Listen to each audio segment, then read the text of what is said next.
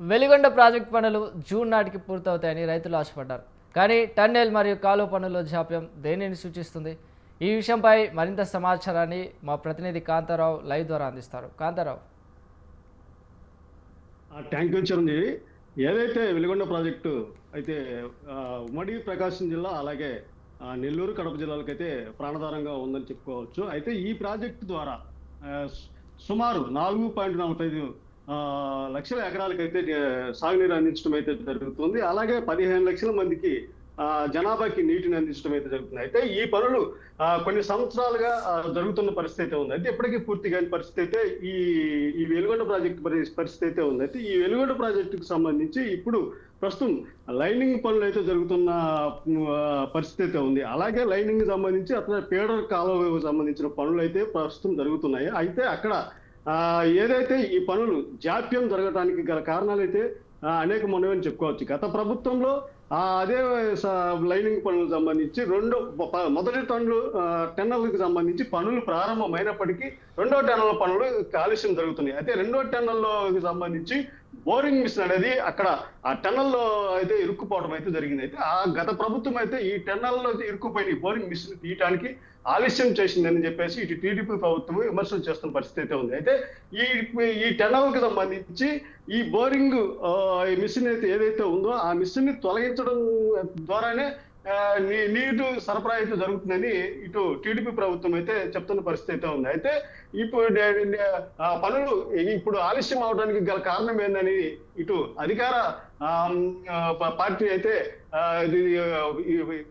YCP మీద విమర్శలు చేస్తున్న పరిస్థితి ఉంది. అయితే వైసీపీ ప్రభుత్వం గతంలో వీటికి సంబంధించిన పనులు విస్మరించిందని, అలాగే ఆ టెండర్లకు సంబంధించిన పనుల్లోనూ అలాగే భూ నిరాశ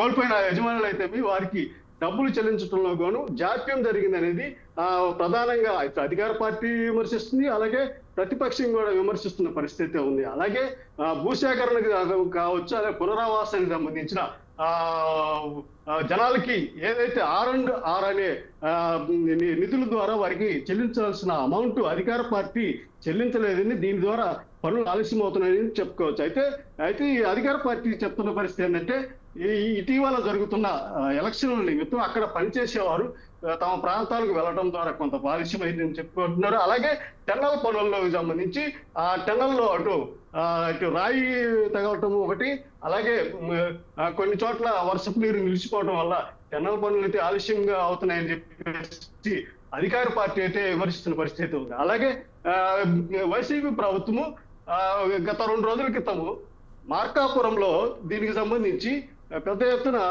వెలిగొండ ప్రాజెక్టుపై సదస్సు అయితే నిర్వహించిన పరిస్థితి ఉంది. అయితే అధికార పార్టీ జూన్ నెలలో అయితే ఈ ప్రాజెక్ట్ ని జాతికి అంకితం చేస్తామని చెప్పారు.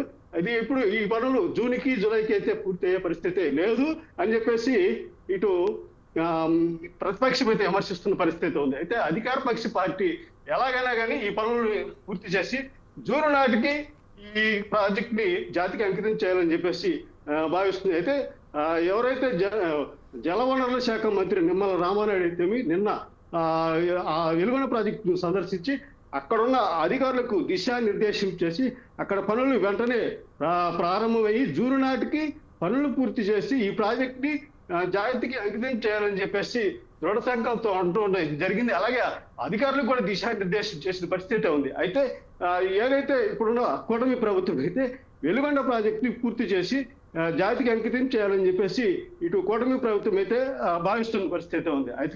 అయితే నిమ్మల రామానాయుడు చెప్పిన పరిస్థితి ఏమంటే ఈ వెలుగొండ ప్రాజెక్టు పూర్తి కాకుండానే గతంలో వైఎస్ జగన్ ముఖ్యమంత్రిగా ఉన్నప్పుడు దీనిని జాతికి అంకితం చేస్తున్నట్టు ఇటు ప్రజలను మోసం చేశాడని చెప్పేసి నిమ్మల రామానాయుడు అయితే ఆరోపిస్తున్న పరిస్థితి ఉంది. అలాగే ఇటు టీడీపీ ప్రభుత్వం అయితే దీనిని త్వరగా పూర్తి చేసి జూన్ నాటికి ఈ ప్రాజెక్టు పనులు పూర్తి చేసి జాతికి అంకితం చేస్తామని చెప్తున్నారు. అయితే ప్రతిపక్షం అయితే ఇంకా ఈ పనులు పూర్తి అవడానికి ఇంకా 2,000 కోట్ల రూపాయలు అయితే ఈ ప్రాజెక్టుకి అవసరం అయితే ఉంది. అయితే ప్రభుత్వం 2,000 కోట్ల రూపాయలు అందించకుండా నీళ్లు వేషాలు వేస్తుందని చెప్పేసి ఇటు ప్రతిపక్షం అయితే వారిని అడుగుతున్న పరిస్థితి ఉంది.